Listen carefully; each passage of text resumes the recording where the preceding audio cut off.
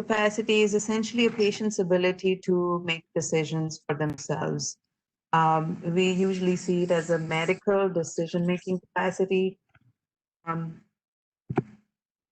and so, you know, more often than not, we are faced with a patient who is refusing care or we need to get an informed consent from the patient, and we run into this situation where we are not sure whether they are making a good decision or not and then we question their capacity.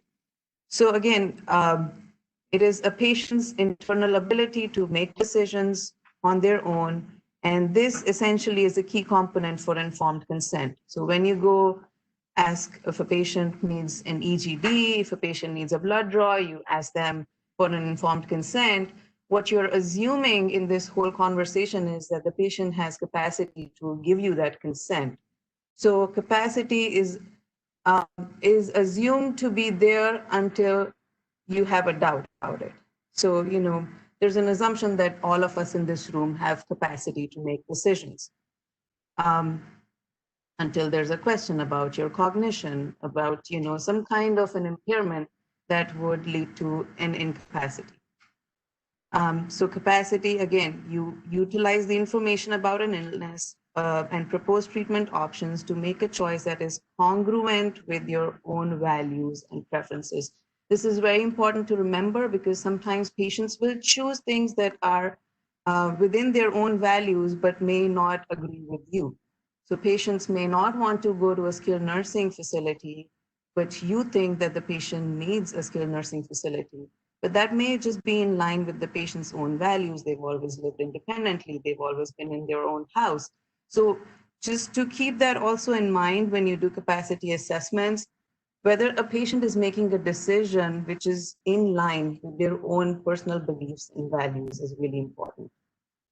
Again, capacity is time sensitive, which means that it can change over time. If a patient is delirious, if a patient is intoxicated, if a patient is withdrawing from medications versus the next time when you see a patient, they may be coherent, and the capacity would change in those two instances. So whenever we assess capacity, we pick a time when the patient actually needs the treatment versus, doing a capacity assessment and 3 days later having a procedure. It is situation specific, so I may have capacity to decide who my surrogate decision maker is, but I may not have capacity to decide whether I want to go to a skilled nursing facility or not, which means that I could have capacity, decision-making capacity for one thing, but not the other. So it's really situation specific. So when you guys do a capacity assessment or ask for a consult, make sure you know what you are assessing the capacity for. We can't assess for a global capacity that falls under the umbrella of competence, which is a legal concept. The patient is globally incapacitated versus a situation-specific capacity, whether the patient has capacity to leave AMA, to refuse blood draws, to refuse EGD. So those are the kind of specific things that you are going to be assessing for when you do a capacity assessment. So informed consent, again, we briefly touched on it, requires that you disclose all the information to a patient. Which essentially means that you describe to them why a treatment is being recommended, what are the risks of the treatment, what are the benefits of the treatment, and what are the alternatives of the treatment. What can happen if they refuse any kind of treatment? And what are the consequences of all those choices? So that's the role of a physician to describe to a patient before we get consent on any kind of a procedure. And while we're having this conversation, it is a two-way conversation. So you ask the patient has any questions, you ask them to paraphrase what did you just describe to them, and they tell you in their own words what kind of procedure do they need, and then you answer questions if they have any. Again, so we are assuming that if a patient is able to consent for a procedure, they have capacity, unless you have a doubt about it. A patient who does not have capacity can also not consent for a procedure, which sometimes we confuse this with whether a patient, if a patient's refusing treatment, only then we feel that they don't have capacity. But there are a lot of times when patients may just be confused and we go in and ask for consent for a procedure and the patient provides consent and we don't question their capacity because they're agreeing with the treatment that we are recommending. But a patient who lacks capacity cannot also provide consent. So that's really important to remember.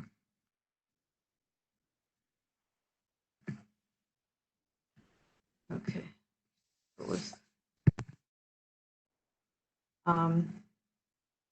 So when is a capacity assessment requested? Again, when the patient does not agree with what we are recommending. That's the most common reason why we get a capacity consult.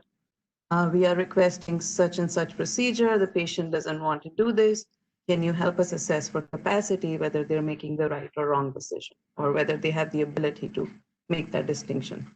The other reasons why a capacity assessment may be requested is whether there is a procedure like amputation, which is a really high risk or a high consequence decision, and you are questioning whether the patient may be able to decide this or not. Or if a patient's choices are inconsistent with previous decisions, like DNR decisions or end of life decisions. The patient comes in and says, make me DNR, but in the past they've always been full code, full code, full code. So you see there's a discrepancy between their previous decisions versus this current decision. So you question the capacity. And then dementia, delirium, they are big reasons to question. And most of the times, we end up seeing that the patients lack capacity. So that's when a capacity assessment should be performed. Patients with psychiatric illnesses, psychosis, mania, intoxication, withdrawal, TBI, those are all risk factors for impaired capacity. So that's when you could look for a capacity assessment. So again, capacity is tested by face-to-face interview. You ask open-ended questions. And usually, it's not really a yes and no kind of a situation. Sometimes it is, sometimes we have really easy capacity assessments.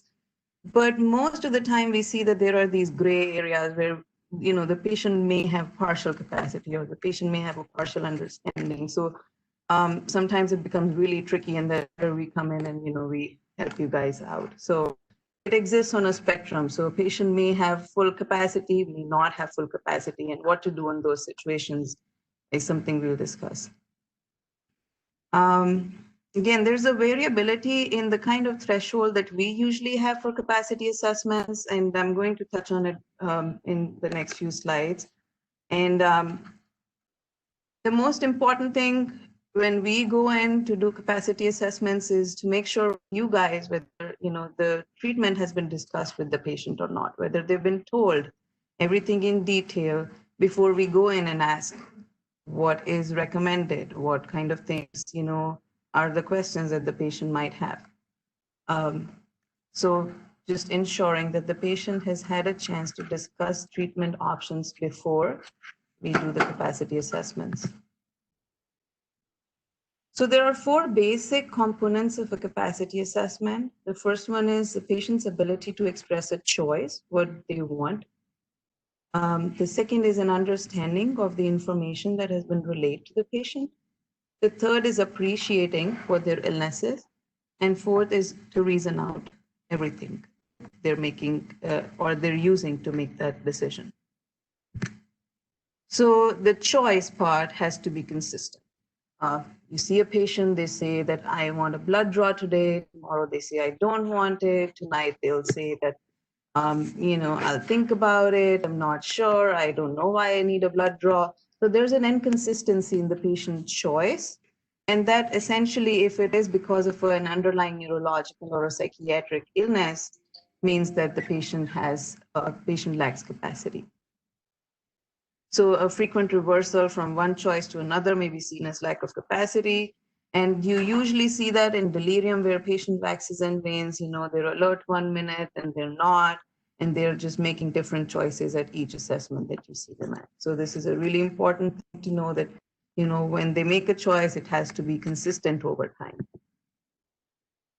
Understanding really means that have been um, they have been educated about what the procedure is or what the treatment is and what are the risks. So their understanding of what has been conveyed to them by the medical team and how they relay that to you. So what you'll essentially be doing when you go see a patient to test for understanding is ask them to tell you in their own words. So what is the treatment that your doctor recommended or that I am recommending?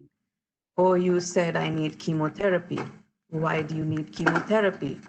Oh, I have this cancer. And what can happen when you say yes to chemotherapy and they'll list a few, side effects of chemotherapy. They'll tell you that their cancer is going to be in remission if they have the chemotherapy. So what are the risks of chemotherapy? And they'll be able to tell you what the risks are that you just explained to them. So what you're essentially trying to see is you gave them some information, did it register, and are they able to repeat it back to you? Do they have an understanding of what has been explained to them? And are they able to just tell it to you that they understood it?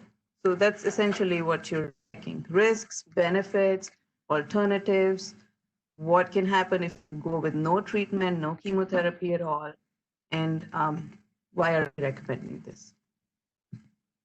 And appreciation is similar to understanding, but this is more about their understanding of their illness. So this is where the insight becomes a key factor. Do they have an understanding of what kind of cancer they have? How far has it spread? Why is the doctor recommending chemotherapy? What can happen with chemotherapy to my illness? So this is an appreciation of their illness versus the previous one was where you were testing what their understanding is about what you are recommending. So again, if there's lack of insight, if they feel that there's no cancer, then automatically you know that there's no capacity. It's gonna be really annoying.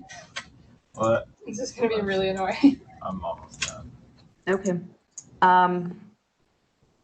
Reasoning is where you look at a patient's decision. So the patient decided that they want chemotherapy. Piranha. Could you guys please mute yourself in the MICU workroom?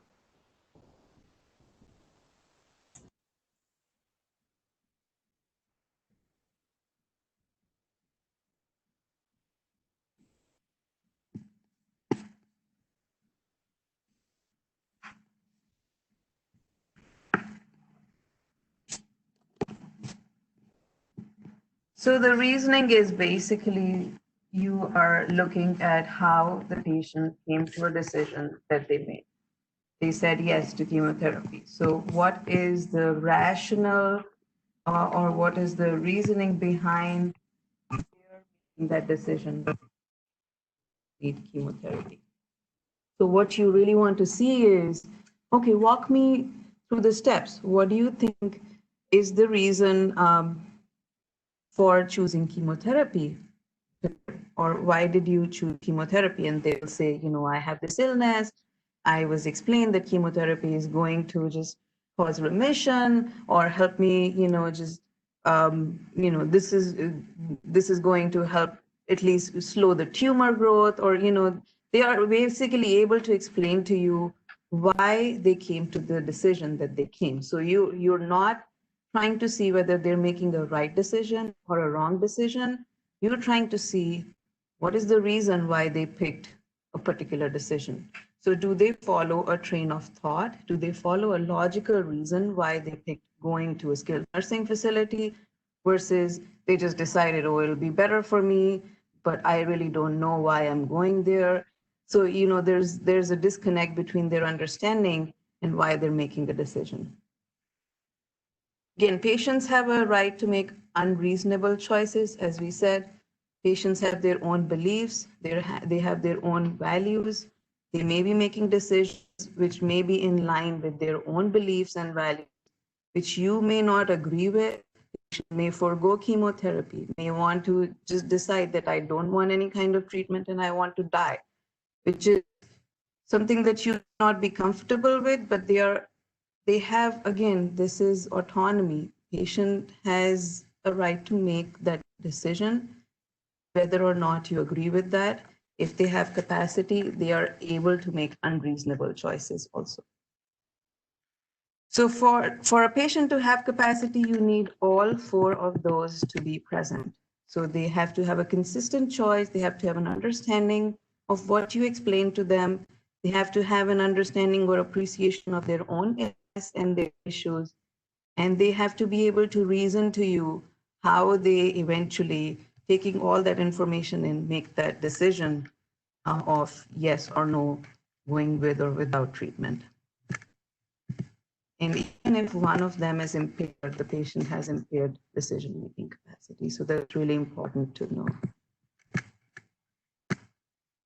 So things that you can ask patients when you go in for a capacity assessment, will you explain to me what is the treatment that we recommend? What is your understanding of how this treatment can help you? What is your understanding of what could happen if you don't have the proposed treatment? What alternatives can you choose instead? And why have you decided to accept or refuse? So with these 5 questions, you can just, make a brief assessment of whether the patient has or does not have capacity. So this is the threshold for capacity that I was talking about. I'm going to talk about the blue areas first, where we have a low threshold for capacity, which means that I have a lower threshold to say that the patient is capable of making decisions. And that's going to happen in situations where the treatment benefit is high and there's a really low risk of the treatment. And the patient says, yes, I want to do this. So I'll have a low threshold to say that they have capacity to consent for the treatment. Or if they refuse and the treatment risk is high, treatment benefit is really low. I mean, we wouldn't really be recommending that treatment, but the patient refuses that. And again, I would have a low threshold because the risk is high, the benefit is low, the patient's already refusing. So I would have a lower threshold to say that the patient has capacity. The higher threshold would be when the risk is really high and the benefit is really low, and the patient is saying, give me the treatment. Or the risk is really low, the benefit is really high, and the patient says, I don't want the treatment, which is a really common scenario that we see on the inpatient floors. You are recommending something that may be life-saving. There's a really low risk of the treatment, very few side effects. Say they need a surgery, but they are refusing. So I would have a higher threshold because there is a higher risk of impairment, or there is a higher risk of the patient dying or severe consequences. So I would have a higher threshold to say that the patient has capacity. So most likely I would deem this patient incapacitated unless they are able to give me again, all 4 components, explain to me really well why they are refusing this really high benefit, low risk treatment. The medium threshold is where we can, because it's really a gray area. It's very confusing where, we could go either way. And there's a lot of times when primary teams in psychiatry or people amongst our team also have disagreements whether a patient may or may not have capacity. So those are the gray areas where you really don't know whether a patient understands or does not, what should we do? And that's where we come in and, we just work with the patient. So again, psychiatric diagnosis, schizophrenia, mania, any kind of drug intoxication withdrawal, they could impair capacity, but they don't necessarily mean that the patient lacks capacity. So important to remember, if a patient is schizophrenic, you just don't assume that they don't have capacity. You still go do an assessment for capacity. And if you have doubts, then you ask psychiatry to come help you. There are a few myths about capacity. So it doesn't always have to be done by a psychiatrist. Any clinician, any physician can do a capacity assessment. It is not dependent on a diagnosis. So if a patient has dementia or if a patient has schizophrenia, doesn't necessarily mean that their capacity is impaired. Again, it's not determined by the MMSE scores. It's not a determination of who is going to be making the decision for the patient. It is just a determination of whether the patient is able to or not able to make decisions. It's not a determination of what's going to happen next. And again, as I said, it's really situation specific. So you could have capacity for one thing and you may not have capacity for other decision making. So I have a few cases. This is a 64-year-old male with schizophrenia admitted to the hospital psych facility for management of gangrene in his right middle finger. Patient requires an amputation and agrees to undergo the procedure. And this is a real consult. We got a consult because he's schizophrenic. He needs an amputation and he's saying, yes, I want to have the amputation. But the team's questioning, he's schizophrenic, can he really consent for the amputation or not? So we go in, patient says that, he had a frostbite from being in the cold. His finger is now dead. He was told that it is infected. He needs antibiotics for the infection. If the infection does not go away, it can spread to his body and kill him. He does not want his finger cut off, but understands if it's not amputated, the infection can die, or he can die from the infection, and he agrees to undergo the surgery. So does he have capacity to consent for the amputation? So nowhere in this whole scenario, we saw that there was a cognitive impairment from his schizophrenia. He had a clear understanding of what his illness was. He had an insight into how bad the situation was. The antibiotics may not control the infection. He will need the amputation to just prevent the infection from spreading. So he's able to tell you in his own basic lay language what his understanding is. He's made a consistent choice.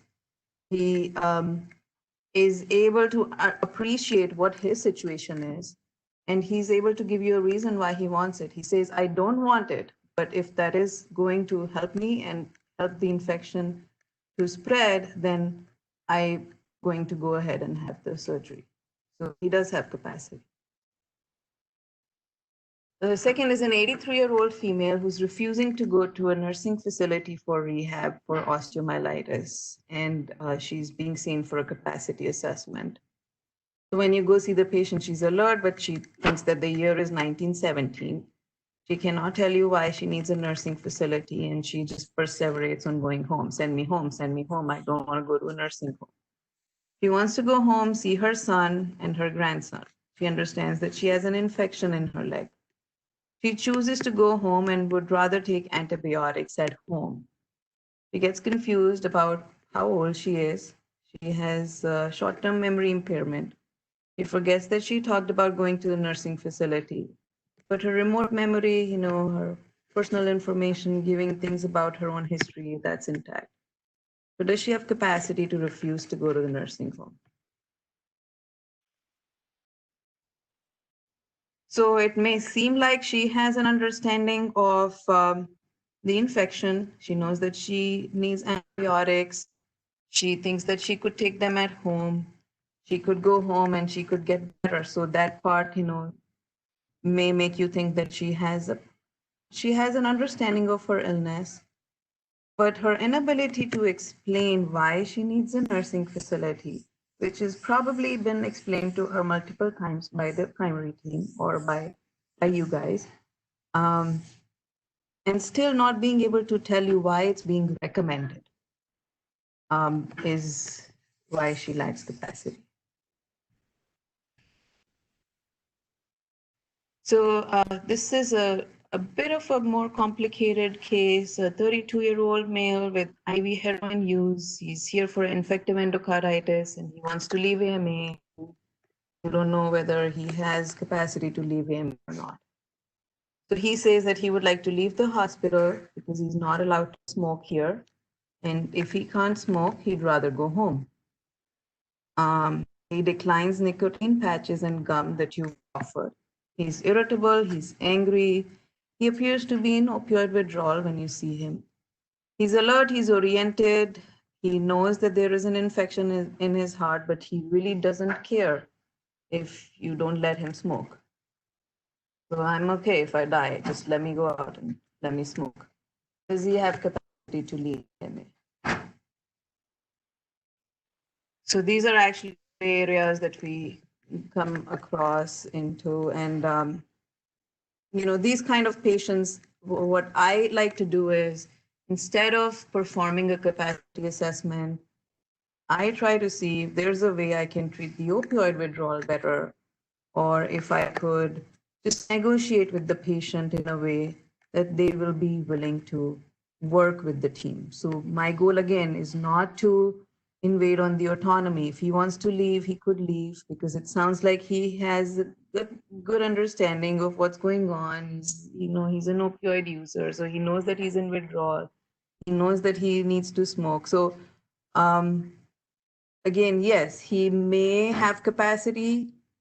He may not have capacity based on what threshold you use. He has infective endocarditis, again, a high risk. He needs infection, so there's a higher risk of death. There is a higher risk of sepsis. There's higher stakes involved with this guy. And what he's requesting for is just to smoke. So for him, again, I would have a higher threshold to say that he has capacity, or I would lean more towards saying he does not have capacity to leave. But I would also work with him to see how we can help him. If he wants to smoke, are we able to just, negotiate some kind of things with him? And if nothing works, then yes, you decide whether he has, you do a really thorough capacity assessment, not just this. You need a better assessment of his infective endocarditis. What is his understanding of his heart function? What is his understanding of what the infection is like? How can it spread? What are the risks of the infection? So this is just a basic interview that he did with you, but you will need him to cooperate with you more to do a thorough assessment for capacity before you say he does or he does not have capacity to leave AMA. So this one is a gray area where most of the times we end up deciding how bad is the risk and how high of a threshold you'll have to say that he has capacity. And once you've decided that the patient doesn't have capacity, what comes next? So you look for healthcare power of attorney. Maybe the patient has advanced directives. Maybe they've already made a decision that if I become incapacitated, I want this and this friend to make a decision for me. If you don't have advanced directives or healthcare power of attorney, then you would go to the next of kin. And Ohio has a next of kin policy where the first person to go to would be the spouse, then you go to adult children, then you go to their parents and their siblings, and then you try to find a nearest blood relative. We've had times where we haven't been able to find any of those, so then bioethics comes in, and then they weigh in on what to do next. So once the patient does not have capacity, our job is not done. We have to try to find out what it is that's making them lack capacity and working on regaining it. So if they are delirious, treat the delirium and then assess capacity again. So our, again, goal is to maintain autonomy as much as we can. Once they regain capacity, they should be making decisions for themselves. And capacity can change. So treat the underlying cause, treat the underlying withdrawal, treat the underlying, any kind of issues that may be leading to cognitive or neurological impairments leading to capacity impairment. So again, patient leaving AMA, we touched on this. So again, really it requires the same principles of a capacity assessment for a procedure. So you do the same thing that you do for a capacity assessment for refusing skilled nursing facility or refusing blood draws. Ask them why they want to leave AMA, what is their situation, what can happen, what are the risks, what are the benefits, what are the consequences, what can happen if you stay. and see if they're able to explain to you all those things, and then you decide whether or not you can let them go. There are a lot of times that I've seen patients can really get to you. Sometimes they may be annoying, they may have a personality disorder, they may have a drug use, and that really pulls on your strings, causes a lot of countertransference. You don't like this patient, they're asking to leave AMA, okay, I'm just going to have them sign out because I don't have to deal with them. But I think that plays a big role in a lot of these patients who get discharged AMA.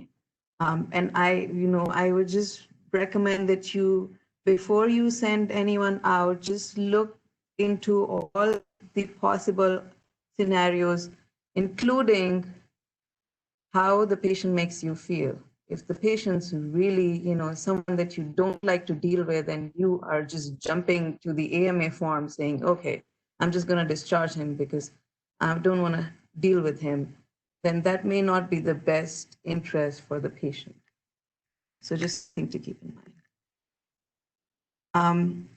If the patient does not have capacity to leave AMA, you can hold them on the medical floor for medical reasons. You don't need a pink slip for that.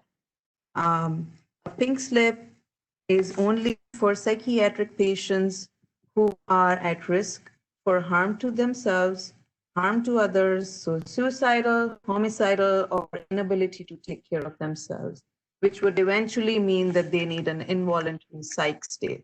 If the patient needs an involuntary medical stay, you can just write in your note, you can probably have a dot phrase of your own saying, patient does not have capacity to leave AMA, should be placed on a medical hold.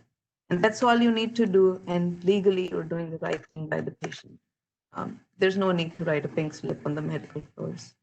You can have a sitter at bedside, but I've seen that they're not really able to help with patients leaving AMA. So that's it for capacity and AMA. If you guys have any questions, I'm happy to answer them. Any complicated situations, anything? Okay, thank you for listening.